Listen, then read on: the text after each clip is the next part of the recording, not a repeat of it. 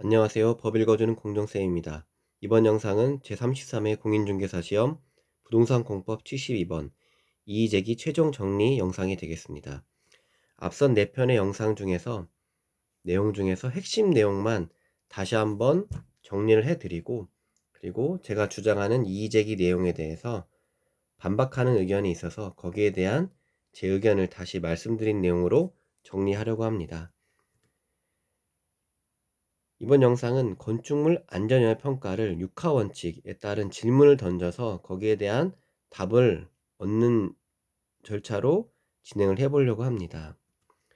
6하 원칙은 다음에 6가지 질문이 나오죠. 그리고 이 질문에 대한 내용을 쭉 살펴본 다음에 마지막에 어떻게 대답하는지를 보겠습니다. 먼저 문제, 안전영향평가기관이 안전영향평가를 실시할 때 검토해야 하는 사항에 해당하지 않는 것은 이라고 해서 보기 5번 해당 건축물의 안전영향평가를 위하여 지방건축위원회가 결정하는 사항은 위 질문에 해당하지 않기 때문에 가답안 5번 발표를 했고, 저는 이 보기 5번도 검토해야 하는 사항에 포함이 되기 때문에 해당 문제는 정답이 없다라고 주장을 하고 있죠. 자, 다시 한번 건축법 제13조의 이 안전영향평가부터 살펴보겠습니다. 법령을 먼저 살펴볼게요. 1항은 허가권자는 초고층 건축물 등 시행령으로 정하는 주요 건축물에 대하여 건축허가를 하기 전에 건축물의 구조 등에 관한 사항들을 평가하는 건축물 안전영향평가를 안전영향평가기관에 의뢰하여 실시하여야 한다. 허가권자가 건축허가를 내주기 전에 이 건축물 안전영향평가를 평가기관에 의뢰하여 실시하도록 하고 있죠. 3항, 이 안전영향평가기관이 실시한 평가 결과가 있겠죠. 이 평가 결과는 건축위원회의 심의를 거쳐 확정한다. 자, 평가를 했고 그 결과가 있을 것입니다. 결과가 나와서 끝나는 게 아니라 그 결과에 대해서 건축위원회 심의를 통해서 확정을 하는 내용이 담겨져 있죠. 그리고 사항을 보면 안전영향평가 대상이 되는 건축물의 건축주는 건축허가를 신청을 할 때 이 안전영향평가 결과를 확정된 결과겠죠. 확정된 결과를 반영하여야 한다라고 되어 있습니다. 이거를 프로세스로 정리를 하면 건축허가 절차를 간단하게 보면 건축주가 건축계획 수립을 해서 건축허가를 허가권자한테 받으면 됩니다. 그럼 건축을 할 수 있는데 건축위원회를 거쳐야 하는 사항이 있어요. 바로 이 건축물 건축 심의에 관한 사항이 있는데 모든 건축물에 해당이 되는 것이 아니고 이런 3가지 경우에 건축 심의를 받도록 하고 있습니다. 첫 번째는 다중이용 건축물 및 특수구조 건축물의 구조안전에 관한 사항, 두 번째 다른 법령에서 지방건축위원회 심의를 받도록 한 경우 해당 법령에서 규정한 심의사항, 세 번째 허가권자가 지방건축위원회 심의가 필요하다고 인정하는 사항에 대해서는 건축물의 건축 심의를 받도록 합니다. 건축위원회를 통해서. 그런데 건축물 안전영향 평가를 받는 건축물들이 있잖아요. 자, 초고층 건축물이나 연면적 10만 제곱미터 이상 그리고 16층 이상의 건축물은 안전영향 평가를 받도록 하고 있고 이 평가 결과를 건축위원회를 통해서 확정하도록 하고 있습니다. 그러면 건축위원회 전에 건축물 안전영향 평가를 하도록 하고 있죠. 하도록 하고 있고 그 다음에 건축허가를 받는 절차가 되겠습니다. 그런데 이 케이스가 2가지로 나뉜다고 보면 돼요. 첫 번째는 이 건축물의 건축 심의와 이 안전영향 평가에 대한 내용을 위한 건축위원회가 딱 동시에 열리는 경우, 동시에 할 수 있다고 돼 있죠. 동시에 해서 한 번에 끝내는 경우가 있고 이렇게 분리된 경우가 있습니다. 이 순서는 이 2개의 순서는 바뀔 수도 있어요. 바뀔 수 있는데 다만 무조건 건축허가 전에 하도록 하고 있는 거고, 건축물의 건축 심의를 위한 건축위원회와 건축물 안전영향 평가 결과를 확정하기 위한 건축위원회를 분리해서 할 수 있죠. 서울시 같은 경우는 아예 별도의 그 전문위원회를 통해서 이 평가 결과를 확정하도록 하고 있죠. 자, 사례를 통해서 한번 보겠습니다. 두 번째 케이스였어요. 즉, 이 건축물의 건축 심의와 안전영향 평가 결과를 확정하는 건축위원회 심의를 별도로 받는 케이스인데요. 이거는 지난 영상에서 말씀드렸던 의정부시에 있었던 건축위원회 심의서입니다. 2017년도였고요. 이때는 건축물 안전영향 평가 제도가 시행된 지 얼마 안 됐을 때였어요. 59층짜리 초고층 건축물이었고, 이때 심의 결과를 보면 조건부 의결입니다. 조건부 의결에서 이 노란색 부분을 보면 본 구조물은 층수가 50층 이상인 초고층 건축물로서 국토교통부 공고에 따라서 건축 허가 전에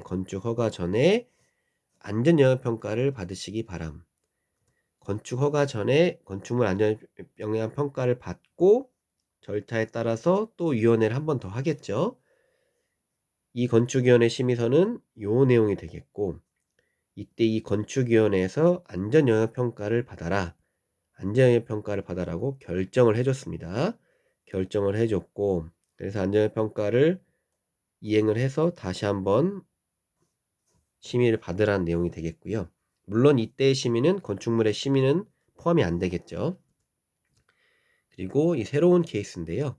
이거는 인천광역시의 건축위원회 심의 결과서가 되겠습니다. 2017년도 4월 달의 내용이 되겠고요. 심의 내용은 건축 심의입니다. 건축 심의이고, 심의 결과 재검토 의결입니다. 즉 다시 받으란 얘기가 되겠죠. 그 중에서 내용을 살펴보면 노란색 부분입니다. 건축물 안전영향 평가를 이행한 후에, 이때가 2017년도이기 때문에 제도가 시행된 지 얼마 안 됐고 아마 해야 되냐 말아야 되냐에 대해서 조금 다툼이 있었나 봅니다. 왜냐하면 입법기관이 유권 해석을 받으라고 되어 있으니까. 그리고 안전영향 평가 이행 후에 그 결과를 건축 계획에 또 반영하라고 되어 있어요. 그리고 나서 심의를 신청하라고 되어 있습니다. 그러면 건축물 안전영향 평가를 받으라고 했고, 그 다음에 다시 한번 심의를 다시 받으라고 되어 있는데, 이 기본적으로 이 건축물 심의 자체도 통과가 안 됐어요. 그래서 여기에 대해서 다시 받아야 되고, 그리고 이 안전영향 평가에 대한 것도 위원회를 통해서 받으란 얘기가 되겠습니다. 그러면 이때 이 건축위원회에서 나왔던 내용까지 포함을 해서 안전영향 평가 때 다시 한번 살펴봐야 되겠죠. 이 해당 건축물은 2022년 11월 현재 아직까지 건축허가가 나지 않았습니다. 되게 오래 걸리고 있죠. 이렇게 두 개 케이스가 크게 두 가지로 볼 수 있고, 자, 그러면 우리가 질문에 던지고 답을 내보겠습니다. 이 건축물 안전영향 평가는 누가 하죠? 바로 이 안전영향 평가 기관이 허가권자의 의뢰를 받아서 실시하도록 하고 있고요. 왜 하나요? 바로 안전을 위해서 하는데, 어떤 것들에 대한 것을 평가를 합니까? 구조 안전에 대한 영향입니다. 해당 건축물 자체적으로도 구조 안전에 대한 부분도 있고, 이 건축물의 건축을 통해서 주변 지역에 미치는 영향까지 평가를 하도록 하고 있죠. 그럼 평가를 언제 해야 됩니까? 건축 허가 신청 전에 평가를 하도록 하고 있고, 이 평가 결과는 지방건축위원회에서 심의를 통해서 확정을 합니다. 이 심의는 바로 의결을 말하는 거고, 의결은 곧 결정을 뜻하는 말이 되겠죠. 그러면 다시 문제와 답을 돌아오면, 안전영향평가기관이 안전영향평가를 실시할 때 검토해야 하는 사항 중에서 해당 건축물의 안전영향평가를 위하여 지방건축위원회가 결정하는 사항을, 자, 이 평가기관이 검토를 해야 할까요? 안 해야 할까요? 설명을 정리를 하면, 자, 이렇게 분리되는 경우가 있고, 이 안전영향 평가 결과를 받기 위해서 이 건축위원회 심의 때 분명히 의견이 나오는 걸 우리가 눈으로 확인을 했죠. 눈으로 확인을 했고, 그러면 이때 나온 내용에 대해서, 이 구조 안전에 관한 사항들에 대해서 심의 때 나왔던 의견들을 평가기관이 무시를 할 수 있다, 없다?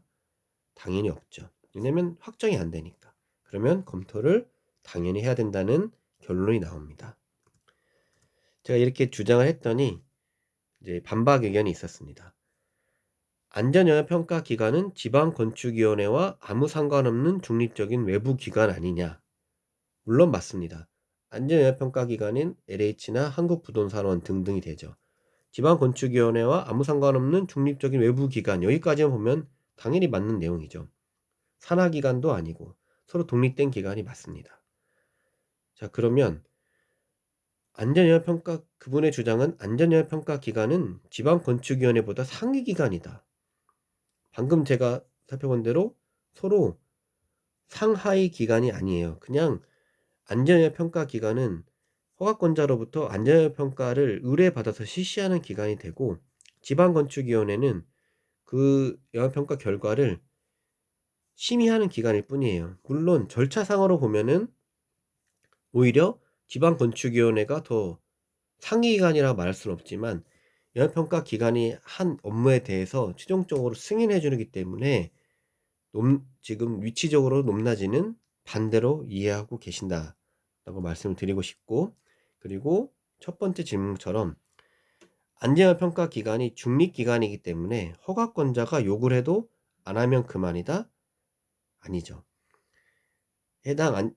이 부분은 좀 질문도 잘못된 부분이 있는데, 지방건축위원회 허가권자는 같지 않습니다. 같지 않아요. 위원회는 별도의 지자체 안에 속해 있긴 하지만 허가권자라고 볼 수가 없죠. 서로 다른 기관이고, 허가권자가 허가를 해줄 때 이 지방건축위원회의 심의 결과를 참고로 허가를 내주는 것 뿐입니다. 자, 여기에 대한 답은 앞선 법령들을 정리하는 내용을 통해서도 우리가 알 수 있었고, 조금 더 확실하게 살펴보기 위해서 이 건축물 안전평가 업무 매뉴얼, 제가 이의제기에서 써드렸던 내용이 됩니다. 2021년도 12월 작년에 만든 매뉴얼이 되겠고, 안전영향평가 운영협의회, 즉 이 안전영향평가를 시행하는 이 4개 기관들이 만든 업무 매뉴얼이에요. 매뉴얼인데 화면 잠깐 지우겠습니다. 여기 똑같이 나옵니다. 이 평가 결과의 확정은 이 평가 기관들이 평가를 했어요. 이 평가를 했고 건축위원회 심의를 거쳐 확정이 됩니다. 확정이 되고, 자, 이 평가 결과에 대해서 재평가 여부에 대한 결정, 즉 재평가를 할 수 있다, 할 수 있는데 그걸 누가 합니까? 건축위원회 심의. 건축위원회 심의에 따라서 재평가를 받을 수도 있어요. 그럼 정리하면 재평가를 하면은 건축위원회의 심의 결과, 결정한 사항에 대해서 그냥 무시할 수 있나요? 분명히 재평가가 나온 이유가 있을 텐데 그 결정한 사항에 대해서, 결과에 대해서 다시 한번 검토를 해야 되는 의무가 있는 거예요. 그러면 다음 심의 때 통과될까요, 안 될까요? 당연히 안 되겠죠. 분명히 이 사항을 지적을 했는데 그 사항을 시정하지 않고 그냥 우리는 독립된 기관이니까 우리 마음대로 할 거야 했을 때 심의가 된다, 안 된다? 당연히 안 되겠죠. 이렇게 제가 답을 드릴 수 있을 것 같고요. 이제 최종 발표까지 한 열흘 정도 남은 것 같습니다. 끝까지 힘내시고, 제가 72번에 대한 이의제기 영상이 이게 마지막에 될 것 같습니다. 그리고 이후에 더 필요한 게 있으면은 추가적으로 더 전해드리도록 하겠습니다. 영상도 시청해 주셔서 감사합니다.